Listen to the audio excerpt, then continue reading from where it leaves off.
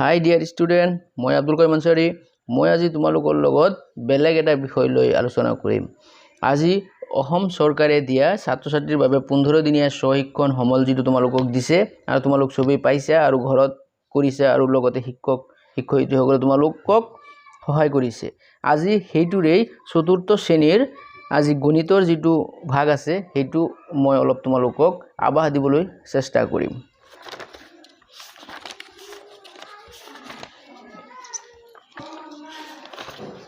চোৱা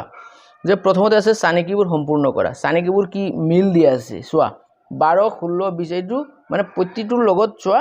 4 4 এটা যোগ কৰি আছে। 12 লগত 4 যোগ কৰি আছে কিমান 16 16 লগত 4 যোগ কৰিলে কিমান 20 তাৰ 4 যোগ কৰা কিমান হ'ব 24 তাৰ পিছত আৰু 4 যোগ কৰা 28 তাৰ 28 লগত 4 যোগ কৰিলে 32 তাৰ পিছৰটো আছে চোৱা 10 20 30 তেতিয়াহ'লে 10 20 30 10 লগত কিমান যোগ হৈছে কেনেকৈ বাঢ়িছে এইটো 10 10 বাঢ়িছে অৰ্থাৎ যোগ হৈছে বা 10 ৰ নেউতা 10 গুণ 10 10 2 গুণ 20 10 3 গুণ 30 তেনেকৈ তাৰপিছত 40 তাৰপিছত 50 তাৰপিছত 50 আৰু 10 যোগ কৰা 30 তেনেকৈ ইয়াত দিয়া আছে চোৱা 50 45 40 অৰ্থাৎ তোমালোকে দেখা পাইছা যে ইয়াৰ নিয়মটো কি চলি আছে কোনটো নিয়ম মানি আছে 50 ৰ পৰা 45 অৰ্থাৎ 5 কমিছে তাৰ পিছৰটো 5 কমিছে তোমালোক বুজিবলৈ তিনটা ঘৰ দিয়া আছে ইয়াৰ পৰা 5 কমিছে ইয়াৰ পৰা 5 কমিছে গতিকে তাৰ পিছত কিমান হ'ব 35 তাৰ পিছত 30 তাৰ পিছত আৰু 5 কমাই দিয়া 25 তা ইয়াত চোৱা এটো কি মিল আছে 10 9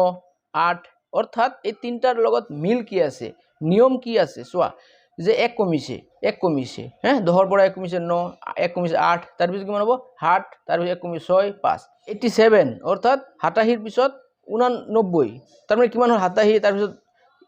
কিমান 88 তাৰ পিছত 89 অৰ্থাৎ 2 বাঢ়িছে মাজত এটা জপিয়াই দিছে তাৰ পিছত কি হৈছে 89 ৰ পিছত 90 91 অৰ্থাৎ ইয়াৰ পৰা ইয়াত 2 কিমান যোগ কৰিছে ইয়াৰ লগত 2 যোগ কৰিছে ইয়াৰ লগত 2 যোগ কৰে কিমান হ'ব 93 আৰু 2 যোগ কৰে কিমান 95 তাৰ পিছত 97 হল এটো চোৱা 2 নম্বৰত কি আছে তলত দিয়া আখৰৰ চানেকিসমূহ সম্পূৰ্ণ কৰা কেনেকৈ সম্পূৰ্ণ কৰিবা ক এ চি ই জি চোৱা ইয়াত কি মিল দি আছে এৰ পিছত কি হয় আমি জানো বি বিৰ পিছত সি সিৰ পিছত ডি কিন্তু ইয়াত এ সি মাজত কি নাই বি নাই সিৰ পিছত ডি ই নাই এটা নাই গতিকে এ সি ই এটা এটা বাদ দিতে জিৰ পিছত কি হ'ব এটা বাদ দিয়া জি এইচ তাৰ পিছত আই ইয়াত হ'ব আই আইৰ পিছত কি জে জেটো বাদ দিয়া তেতিয়াহ'লে কি হ'ব আই জে কে কে হ'ব তাৰ পিছত এল বাদ দিয়া তাৰ পিছত কি হ'ব এম বুজি পালা A C E G I K L M তাৰপিছত চোৱা এ ডি জি জে ইয়াত কি লিখিছে চোৱা এৰ পিছত বি হয় সি হয় ডি হয় কিন্তু দুটা বাদ দিছে তাৰপিছত কি বাদ দিছে এ বি সি বাদ দিছে ইয়াত এ ডিৰ মাজত বি আৰু সি আছিলে বাদ দিছে ডিৰ পিছত কি হয় ই এফ জি দুটা বাদ দিছে তাৰপিছত জিৰ পিছত চোৱা জে লিখিছে জিৰ পিছত কি এইচ আই দুটা বাদ দিছে ঠিক আছে জেৰ দুটা বাদ দিয়া তাৰপিছত কি হ'ব কে এল ইয়াত কি হ'ব এম তাৰপিছত এন অ' বাদ দিছে কি হ'ব M N O' P Q R বাদ দিছে তাৰপিছত কি হ'ব এছ ঠিক তেনেদৰে গ নম্বৰটো চোৱা A capital A small B capital B small C capital C small D capital D small তাৰপিছত কি হ'ব ই কেপিটেল ই স্মল এইটো সহজ আছে তাৰপিছতটো এফ কেপিটেল এফ স্মল তাৰপিছতটো জি কেপিটেল জি স্মল হ'ল এতিয়া চোৱা ঘ এ লিখিছে চি লিখিছে এফ এইচ কে এইকেইটা মাজত ডিফাৰেন্স কি আছে নিয়ম কি মানিছে এটা আনটোৰ পিছত নিয়ম কি মানিছে এইটো আমি চাব লাগিব হা তো লগে লগে আমি এৰ পিছত এলফাবেট কেইটা লিখি যাম এ বি সি হ'ল মানে বি বাদ দিছে সি লিখিছে ডি ই এফ জি এফৰ পিছত জি তাৰপিছত এইচ তাৰপিছত আই তাৰপিছত জে তাৰপিছত K A B C D E F G H I J K লিখিছোঁ লিখাৰ পিছত এ যিটো আছে এইটো এ মাজত বি হ'ল সি, এটা বাদ দি সি লিখিছে, দুটা বাদ দি এফ লিখিছে, তাৰপিছত এইচ লিখিছে অৰ্থাৎ মাজত এটা বাদ দিছে। তাৰপিছত চোৱা এইচৰ পিছত কি কে লিখিছে অৰ্থাৎ আকৌ দুটা বাদ দিছে। প্ৰথমতে এটা এৰিছে, তাৰপিছত দুটা এৰিছে, তাৰপিছত এটা এৰিছে, তাৰপিছত আকৌ দুটা এৰিছে, তাৰপিছত এটা লিখিছে। এতিয়া কি হ'ব, এতিয়া এটা এৰিম, কেৰ পিছত এটা এৰি তাৰপিছত ইয়াত লিখিবা। কেৰ পিছত এটা এৰিলে কি হ'ব, আই জে কে এল, এল বাদ দি পিছত কি হ'ব এম, ইয়াত হ'ব এম, তাৰপিছত দুটা বাদ দিব লাগিব হা, এম কে এল বাদ দি এম লিখিছোঁ হা, পিছত এন অ' পি আছে। এতিয়া এমৰ পিছত দুটা এৰিব লাগিব, এম এন অ' দুটা এৰিব, এৰাৰ পিছত কি হ'ব ইয়াত পি, তাৰপিছত আকৌ এটা পি কিউ বাদ দি তাৰপিছত কি হ'ব আৰ হ'ব। এইটো হ'ল এনেকুৱা সজ্জা। তাৰপিছতো চোৱা ইয়াৰ চানিকিত মিল কি আছে চোৱা, এ বি বি, আৰু এই বি বি লিখাৰ পিছতেই কি লিখিছে চি ডি ডি, এইটো লিখাৰ পিছত কি লিখিছে ই ডি ই, লিখাৰ পিছত এফ এফ লিখিছে, স্মল এফ কেপিটেল এফ, গতিকে ইৰ পিছত এফ লিখিছে, তো ইয়াত ডিৰ পিছত কি আহিছে ডি ই হে, চিৰিয়েল ভাৱে আহিছে বি চি, তাৰপিছত ডি ই হে, D E F, A B C D E F হে। এতিয়া কি হ'ব জি এইচ,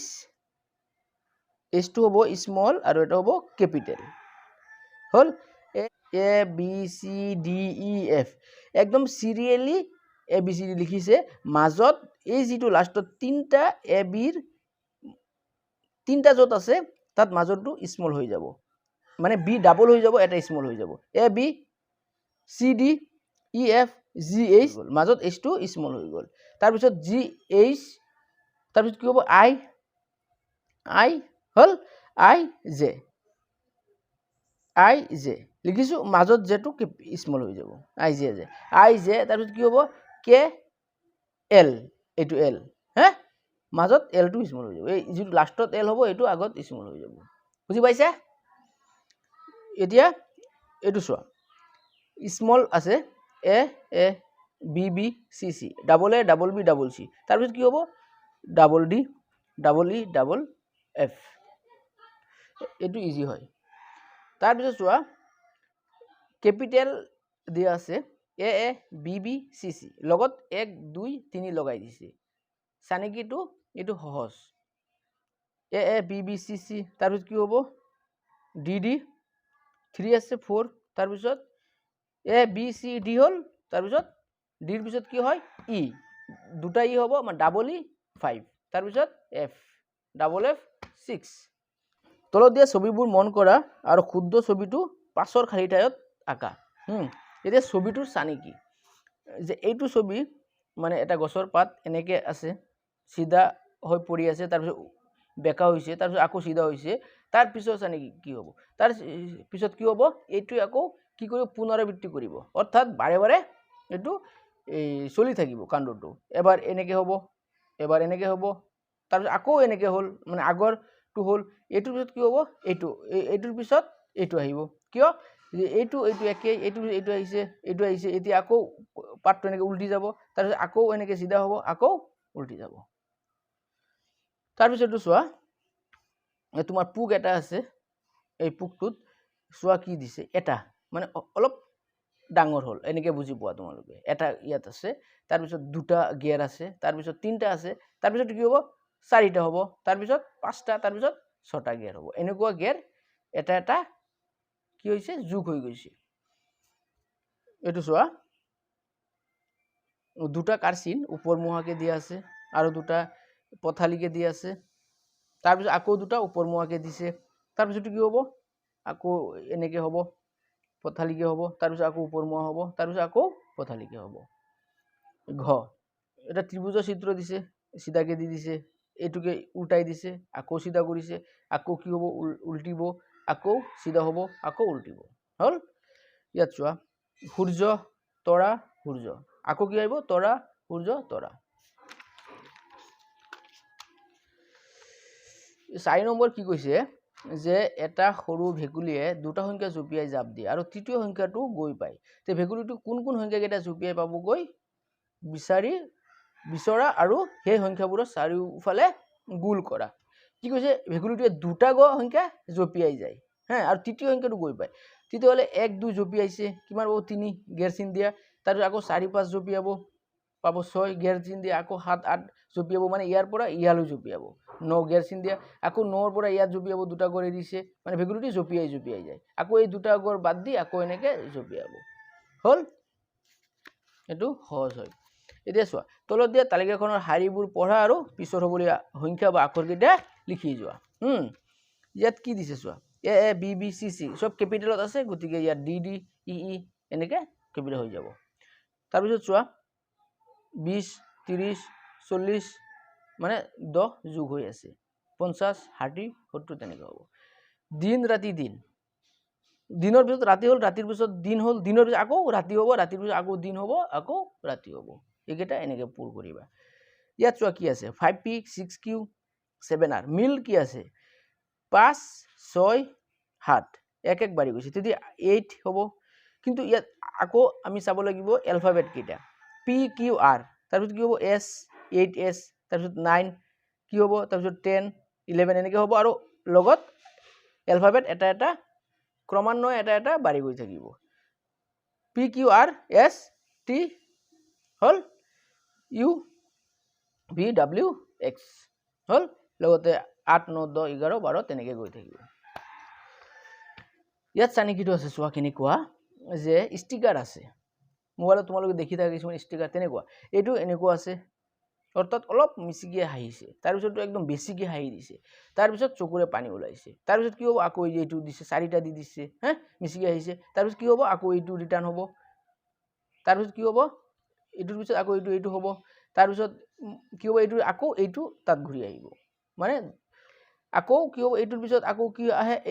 এইটোৰ পিছত কি আহে অৰ্থাৎ এইটোৰ পিছত এইটো আহে হা তেনেকে মানে ই হৈ থাকিব মানে পুনৰাবৃত্তি হৈ থাকিব তে এইটো আজটো এনেকে আছে তাৰ পিছত আকৌ এনেকে হ'ব হা ইয়াত চোৱা কিমান আছে সেইটো চানিকিত 17 16 15 14 অৰ্থাৎ এক এক কমি গৈ আছে হা তেতিয়া 13 12 11 বুজি পালা একেবাৰে সহজ ইয়াত কি আছে তলৰ বাকচটোত থকা সংখ্যা আৰু ছবিবোৰ ভালদৰে মন কৰা আৰু ছবি থকা ঠাইত কি সংখ্যা হ'ব হিপিটিৰ সৰু বাকচত লিখা এই সংখ্যাত কি হ'ব এই ইয়াৰ লগত এই ছবিটোৰ লগত ইয়াৰ সংখ্যা কিমান এটো লিখিব লাগে চোৱা 1 2 3 4 মানে গছটোৰ জায়গাত 4 আছে গতিকে আমি এই গছৰ সিধা সিধি ইয়াত কি লিখিম 4 হল এইটো 4 তাৰপিছত কি আছে চোৱা 5 6 এটো কি হ'ব 7 8 9 10 11 12 ইয়াৰ পৰা গুণ দিম ষ্টাৰ কিমান 13 তে 13 টো ইয়াত লিখি দিম এইটো ষ্টাৰৰ ইয়াত 13 লিখি দিম হল এনেকে বাকিবোৰ কৰিবা কি চোৱা তলত দিয়া সংখ্যাৰ চানিকিবোৰ সম্পূৰ্ণ কৰা এই চানিকিটো সম্পূৰ্ণ কৰিব লাগে প্ৰথমটো আছে 4 8 12 অৰ 4 লগত কিমান যোগ হৈছে 4 যোগ হৈছে তাৰ পিছত আৰু 4 যোগ হৈছে 4 নেওতাটো গোৱা পুনৰ নেওতা তোমালোকে জানা 4 1 গুণ 4 4 2 গুণ 8 4 3 গুণ 12 4 4 গুণ 16 4 5 গুণ 20 4 6 গুণ 24 হল এটো লিখি দিবা 4 নেওতা তাৰ পিছত কি আছে চোৱা এটো খালি ঠাই আছে 10 আছে খালি ঠাই আছে 20 আছে 25 আছে খালি ঠাই আছে গতি এইটো চানিকিটো কেনেকে ধৰিম আমি এই দুটা দিয়া আছে যেটো এই দুটা লৈ আমি মন কৰিম 20 আৰু 25 5 কিমান বাঢ়ি গৈছে হয় না নহয় তে ঠিক তেনেদৰে ইয়াত 10 আছে তেতিয়া 5 নেওতাটো গাই দিলে হৈ যাব সাগে ইয়াত 5 তাৰ পিছত 10 তাৰ পিছত 15 20 5 5 বাঢ়িছে তাৰ পিছত 25 তাৰ পিছত 30 হল আমি যেটো দুটা দিয়া থাকিব সেই দুটাৰ পৰা আমি মন কৰিম যে কি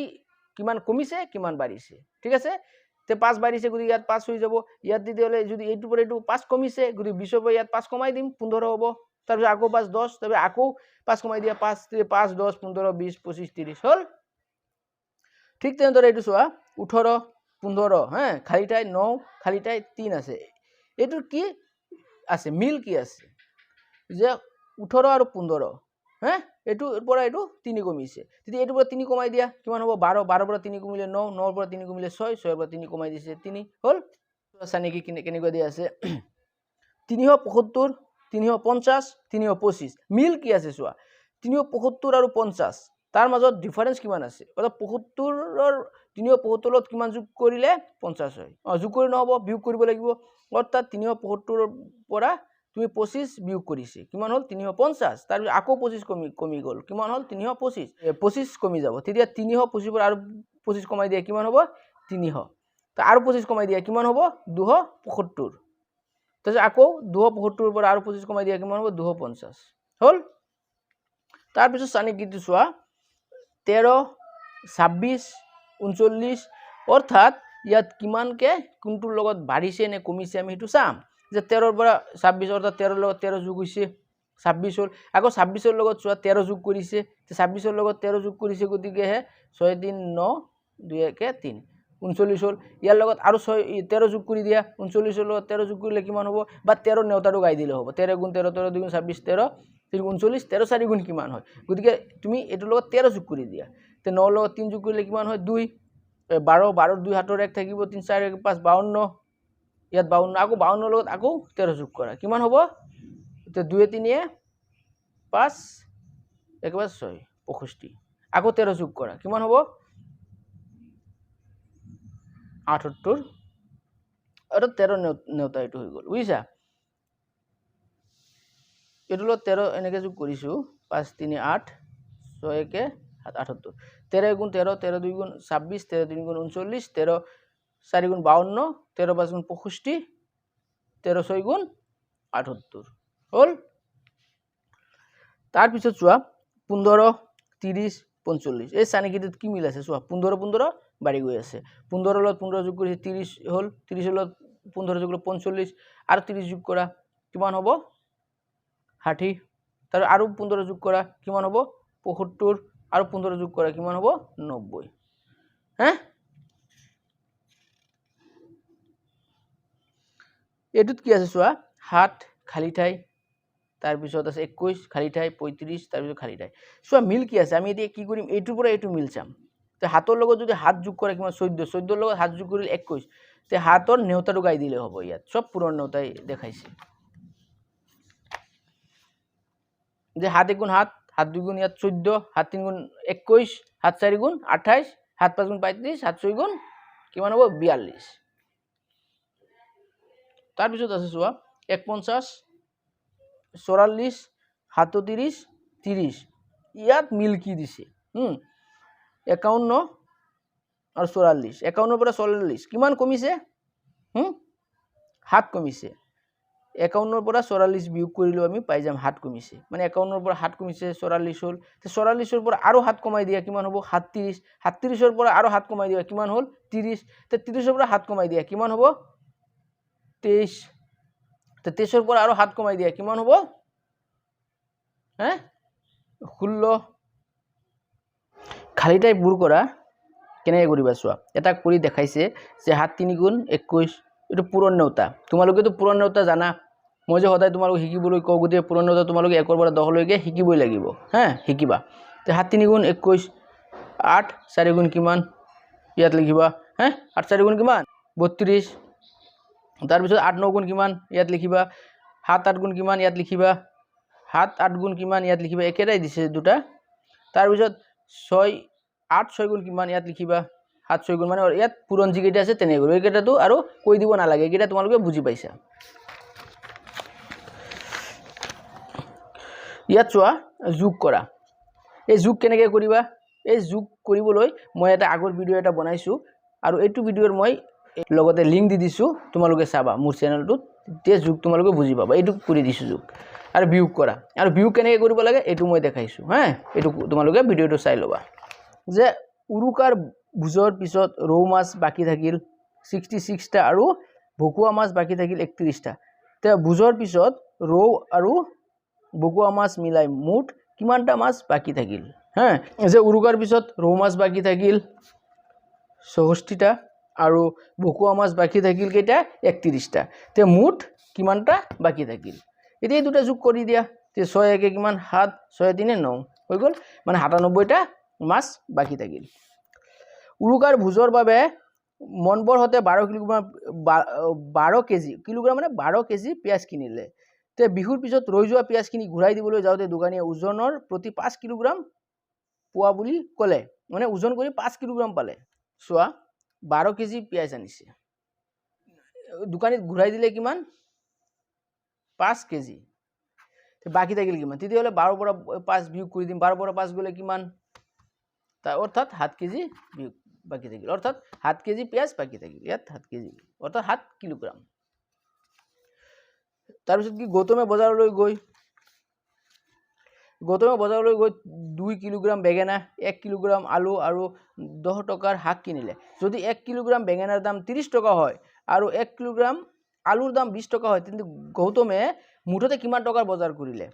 হিচাপটো একেবাৰে সহজ। চোৱা